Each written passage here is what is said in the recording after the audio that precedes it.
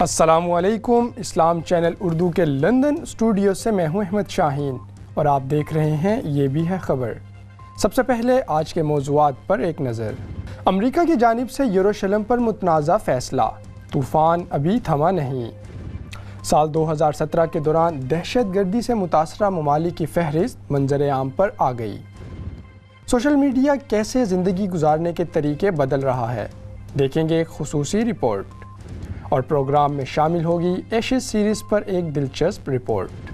صدر ٹرمپ کی جانب سے یروشلم پر اسرائیلی حاکمیت تسلیم کرنے اور اپنے سفارت خانے کو وہاں منتقل کرنے کے اعلان کے بعد سے امریکہ کو پوری دنیا میں تنقید کا سامنا ہے۔ اس معاملے میں صرف مسلم دنیا ہی نہیں بلکہ دیگر ممالک بھی امریکہ کے مخالف نظر آتے ہیں۔ دنیا بھر کے نمایاں رہنماؤں کے رد عمل سے متعلق جانتے ہیں اس خصوصی رپورٹ میں۔ It is time to officially recognize Jerusalem as the capital of Israel.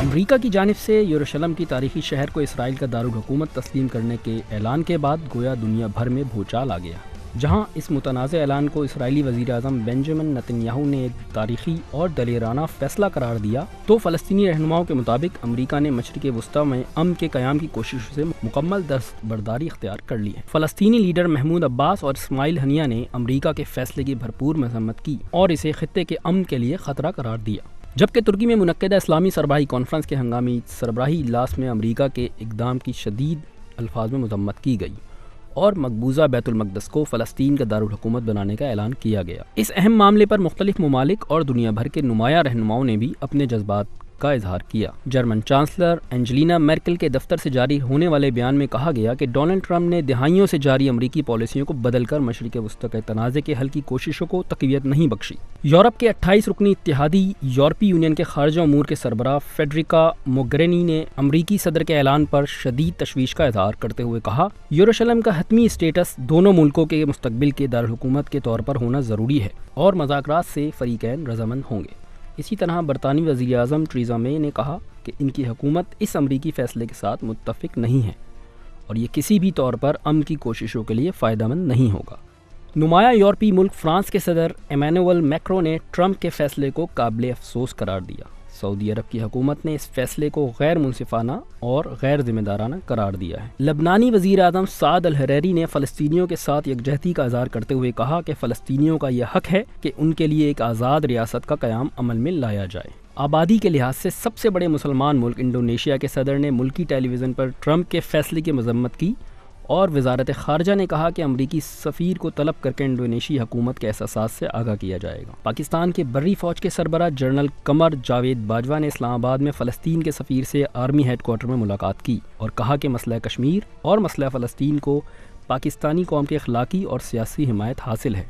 اسی طرح امیر جماعت اسلامی سینیٹر سراج الحق نے کہا کہ القدس سے متعلق امریکی صدر کے فیصلے سے پیچھے ہٹنے تک امریکہ کا بائیکاٹ کیا جائے اور مسلم ممالک سفارتی تعلقات ختم کر دیں۔ مصر کے جامعہ الازہر کے سربراہ شیخ ڈاکٹر احمد الطیب نے اس اعلان کے بعد احتجاجاً امریکی نائب صدر سے رواں مہینے کے آخر میں طے شدہ ملاقات کرنے سے انکار کر دیا۔ یوں امریکہ کو اس متنازع فیصلے کے بعد دنیا بھر میں شدید تنقید اور مخالفت کا سامنا کرنا پڑ رہا ہے۔ یروشلم کے متعلق امریکی متنازع اعلان کے بعد پیدا ہونے والی صورتحال اور عالمی رہنماؤں کا رد عمل آپ نے جانا۔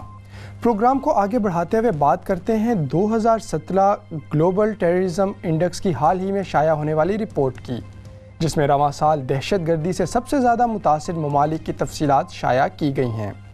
رپورٹ کے مطابق پاکستان میں دہشت گردی کم ہوتی نظر آ رہی ہے۔ بقیہ تفصیلات دیکھتے ہیں عاصم خان کی اس رپورٹ میں۔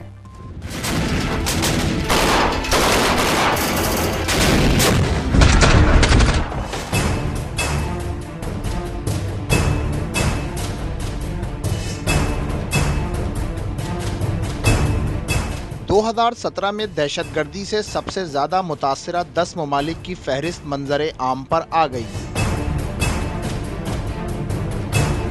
رواں سال کے دوران ہونے والے دہشت گردانہ حملوں کے اعداد و شمار کے مطابق عراق پچھلے 13 برس کی طرح اس سال بھی سر فہرست ہے، گزشتہ برس عراق میں دہشت گردی کے قریباً 3000 واقعات پیش آئے، جن میں 10,000 افراد ہلاک جبکہ 13,000 سے زائد زخمی ہوئے۔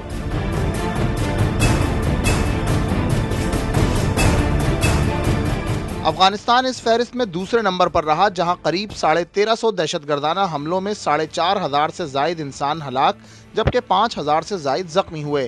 افغانستان میں زیادہ تر حملے طالبان نے کیے، جن میں پولیس، عام شہریوں اور حکومتی دفاتر کو نشانہ بنایا گیا۔ دہشت گردی سے متاثرہ ممالک کی فہرست میں GTI اسکور 9.00 کے ساتھ نائجیریا تیسرے نمبر پر ہے۔ اس افریقی ملک میں 466 دہشت گردانہ حملے ہوئے۔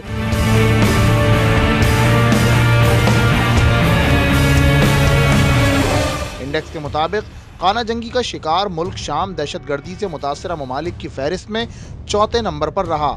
شام میں دہشت گردانہ کارروائیوں میں 2100 سے زائد انسان ہلاک جبکہ 2500 سے زائد زخمی ہوئے۔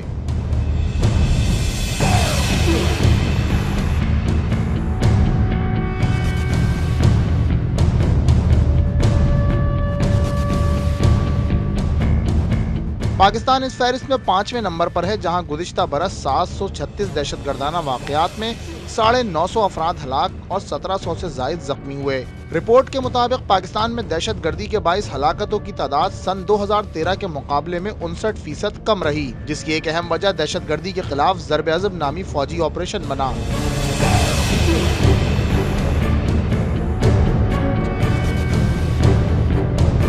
دہشت گردی سے متاثرہ ممالک کی فہرست میں بالترتیب یمن چھٹے اور صومالیہ 7ویں نمبر پر ہے، جہاں شدت پسندوں نے زیادہ تر حملوں میں عام شہریوں کو نشانہ بنایا۔ جنوبی ایشیائی ملک بھارت بھی اس فہرست میں 8ویں نمبر پر ہے، جہاں دہشت گردی کے 900 سے زائد واقعات ہوئے۔ انڈیکس کے مطابق بھارت کے مشرقی حصے میں ہونے والی زیادہ تر دہشت گردانہ کارروائیاں ماؤ نواز باغیوں نے کی۔ دہشت گردی سے متاثرہ ممالک کی فہرست میں ترکی پہلی مرتبہ پہلے 10 ممالک کی فہرست میں شامل کیا گیا۔ ترکی میں 364 دہشت گردانہ حملے کیے گئے۔ ان حملوں کی ذمہ دار PKK اور TAK نامی کرد شدت پسند تنظیموں نے قبول بھی کی، جبکہ داعش نے بھی ترک سرزمین پر دہشت گردانہ حملے کیے۔ لیبیا میں معمر قذافی کے اقتدار کے خاتمے کے بعد یہ ملک تیزی سے دہشت گردی کی لپیٹ میں آیا۔ گلوبل ٹیررزم انڈیکس کے مطابق گزشتہ برس لیبیا میں 333 دہشت گردانہ حملے ہوئے۔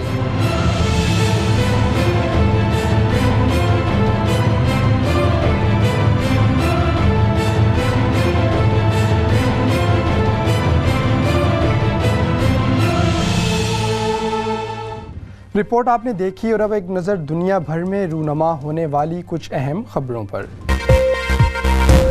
فلسطین میں اسرائیلی فوج کی فائرنگ سے شہید معذور فلسطینی نوجوان باسل ابراہیم کی نماز جنازہ ادا کر دی گئی، جس میں بڑی تعداد میں شہریوں نے شرکت کی اور اسرائیل کے وحشیانہ عمل کی مذمت کی۔ ترک صدر رجب طیب اردوغان نے مشرقی بیت المقدس کو فلسطین کا دارالحکومت قرار دیتے ہوئے ترکی کا سفارت خانہ کھولنے کا اعلان کر دیا۔ امریکہ نے اقوام متحدہ کی سلامتی کونسل میں صدر ڈونلڈ ٹرمپ کے مقبوضہ بیت المقدس کو اسرائیل کا دارالحکومت تسلیم کرنے کے بارے میں فیصلے کے خلاف قرارداد مسترد کر دی۔ سلامتی کونسل کے باقی تمام 14 ارکان نے ڈونلڈ ٹرمپ کے فیصلے کے خلاف قرارداد کے حق میں ووٹ دیا۔ خانہ کعبہ کے امام و خطیب شیخ ڈاکٹر صالح آل طالب نے اسرائیل میں امریکی سفارت خانے کو مقبوضہ بیت المقدس منتقل کرنے کی مذمت کی ہے اور کہا ہے کہ یہ فیصلہ بارود کے ڈھیر میں آگ لگانا ہے۔ برطانوی وزیر اعظم تھریسا مے نے ملک کے یورپی یونین کے ساتھ بریگزٹ مذاکرات کی تکمیل کے بعد یونین کو چھوڑنے کی تاریخ کا اعلان کر دیا ہے۔ تھریسا مے کے مطابق 29 مارچ سن 2019 کو برطانیہ پوری طرح یورپی یونین کو خیر بات کہہ دے گا۔ بھارت کی حزب اختلاف کی بڑی جماعت کانگریس کی صدارت 47 سالہ راہل گاندھی نے سنبھال لی۔ دارالحکومت نئی دہلی میں منعقدہ تقریب میں راہل گاندھی کی والدہ سونیا گاندھی نے جماعت کی صدارت اپنے بیٹے راہل کو سونپ دی۔ پاکستان کے شہر کوئٹہ میں ایک چرچ پر حملے کے نتیجے میں 8 افراد جاں بحق ہو گئے۔ زرغون روڈ پر واقع چرچ پر دہشت گردوں کے حملے میں 2 خواتین سمیت 8 افراد جاں بحق جبکہ 30 سے زائد زخمی ہوئے۔ دہشت گردوں کی تعداد 2 تھی، جنہیں سیکیورٹی فورسز نے موقع پر ہی ہلاک کر دیا۔ پاکستان کے national security advisor Nasir Khan Janjua نے کہا ہے کہ دہشت گردی کے خلاف جنگ میں پاکستان نے بھاری جانی و مالی نقصان اٹھایا، لیکن دنیا نے دہشت گردی کے خلاف پاکستان کی جنگ کو قدر کی نگاہ سے نہیں دیکھا۔ پاکستان کے شہر کراچی میں جماعت اسلامی کے تحت القدس ملین مارچ کا انعقاد کیا گیا، جس میں بڑی تعداد میں خواتین، بچوں، بزرگوں اور نوجوانوں سمیت مختلف شعبہ زندگی سے وابستہ افراد نے شرکت کی۔ مارچ کا مقصد امریکہ کی جانب سے اپنے سفارت خانے کو یروشلم منتقل کرنے کے خلاف احتجاج ریکارڈ کروانا تھا۔ اس موقع پر امیر جماعت اسلامی پاکستان سینیٹر سراج الحق کا کہنا تھا کہ امریکہ کے بیت المقدس کو اسرائیل کا دارالحکومت قرار دینے کے فیصلے کو واپس لینے تک جدوجہد جاری رہے گی۔ سماجی رابطے کی ویب سائٹ فیس بک نے اعتراف کیا ہے کہ اس کی ویب سائٹ کا زیادہ استعمال صارفین کے لیے ذہنی مسائل پیدا کر سکتا ہے۔ فیس بک کے محققین نے اپنے بلاگ پر اعتراف کیا ہے کہ لوگوں کو بلا وجہ اور غیر محسوس انداز میں ملنے والی معلومات سے ان کے احساسات بگڑ جاتے ہیں۔ اور اب پروگرام میں مزید اہم موضوعات شامل کرتے ہوئے آپ کو بتاتے ہیں کہ کیسے سوشل میڈیا زندگی گزارنے کے طریقوں کو بدل رہا ہے اور اس سے ہماری زندگی پر کیا اثرات مرتب ہو رہے ہیں۔ اس حوالے سے دیکھتے ہیں مقدس آوان کی یہ رپورٹ۔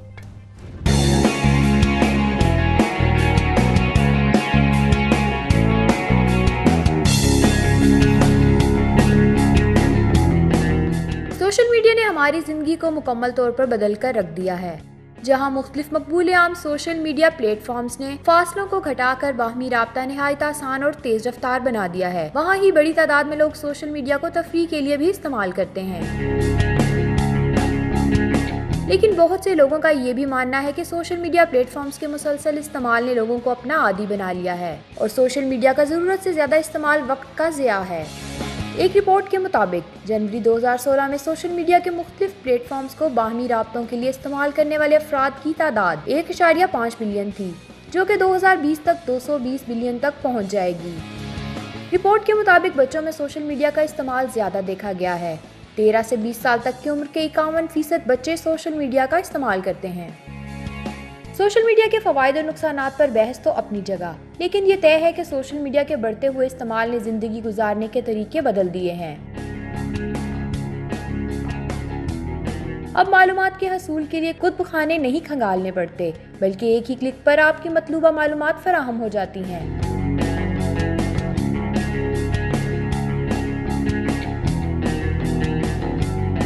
اس کے ساتھ ساتھ اب دور دراز کے سفر پر روانہ ہونے والوں کو گھر والوں کے خطوط کا بھی مہینوں انتظار نہیں کرنا پڑتا۔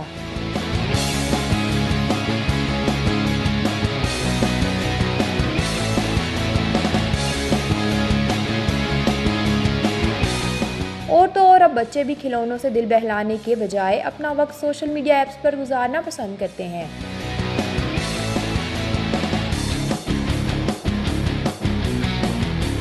تیزی سے رونما ہوتی ان تبدیلیوں میں ضرورت اس بات کی ہے کہ اعتدال کا راستہ اپنایا جائے اور سوشل میڈیا کو مثبت تعمیری اور کارآمد مقاصد کے لیے استعمال کیا جائے۔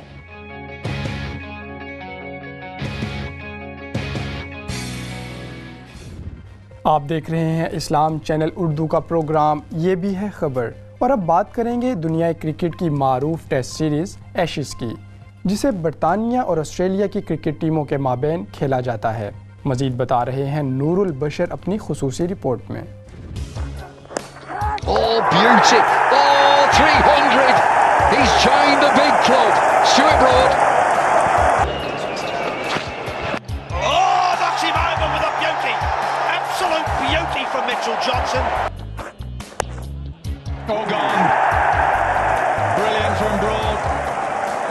8 for 15 best bowling figures on this ground. Oh, straight away! He's crashed into the stumps. Ashes series England اور آسٹریلیا کے مابین ہر 2 سال بعد منعقد ہونے والے ٹیسٹ میچوں کی سیریز کا تاریخی نام ہے۔ انگلینڈ اور آسٹریلیا کے لیے اس سیریز کی اہمیت کسی طرح بھی ورلڈ کپ سے کم نہیں۔ Smashed away again, short and wide. Big swing. Has he got enough on it? Yes, he has. Good, quick bowling. Oh, he's got him. What a swinger. انہی وجوہات کی بنا پر ہمیشہ سے اس سیریز کے تمام میچز دلچسپ ہوتے ہیں۔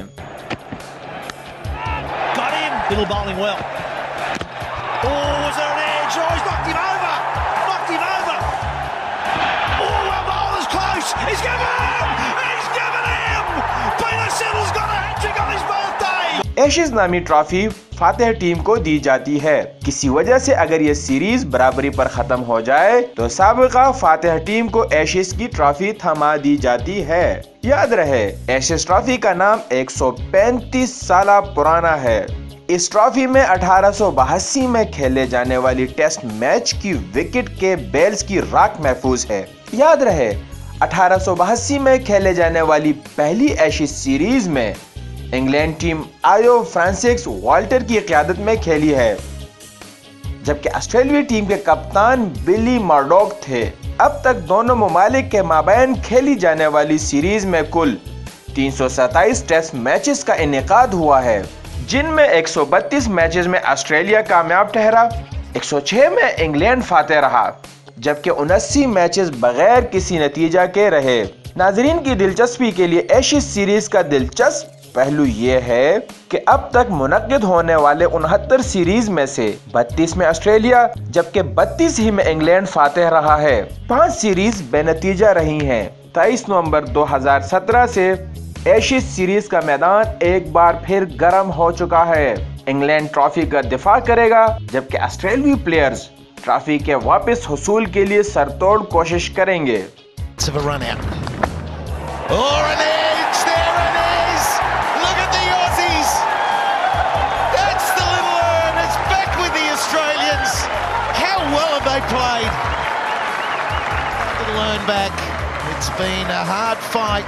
ایشز کے بارے میں آپ نے رپورٹ دیکھی، اور اب پروگرام میں شامل کریں گے ایک دلچسپ خبر۔ یورپی ملک لگزمبرگ میں سردیوں کی آمد کی خوشی میں تیسرے سالانہ رنگا رنگ لائٹ فیسٹیول کا انعقاد کیا گیا۔ اس دوران عمارتوں پر پروجیکشن کا شاندار مظاہرہ کیا گیا، جس سے شہر روشنیوں سے جگمگا اٹھا۔ روشنیوں سے بھرپور اس 3 روزہ سالانہ میلے کے دوران رات ہوتے ہی شہر کی بلند و بالا شاہکار عمارتیں رنگا رنگ لائٹوں سے جگمگا اٹھتی ہیں۔ اس لائٹ فیسٹیول کے لیے روزانہ رات کو 5 گھنٹے تک شہر کی مختلف عمارتوں کو لائٹ پروجیکشن کے ذریعے دلچسپ انداز میں نمایاں کیا جاتا ہے، جبکہ درجنوں آرٹ کے نمونے بھی اس میلے کا حصہ رہتے ہیں۔ فیسٹیول کے دوران مقامی افراد کے ساتھ ساتھ دنیا بھر سے آنے والے سیاحوں نے بھی بڑی تعداد میں شرکت کی اور دلکش نظاروں سے لطف اٹھایا۔ لگزمبرگ کی دلچسپ ویڈیو کے ساتھ ہی اختتام کریں گے آج کے اس پروگرام کا۔ ہمارے موضوعات اور نیوز رپورٹس پر اپنی رائے سے آگاہ کرنے کے لیے وزٹ کیجیے ہماری ویب سائٹ یا سوشل میڈیا پلیٹ فارمز۔ اپنے میزبان احمد شاہین کو اجازت دیجیے۔ اللہ نگہبان۔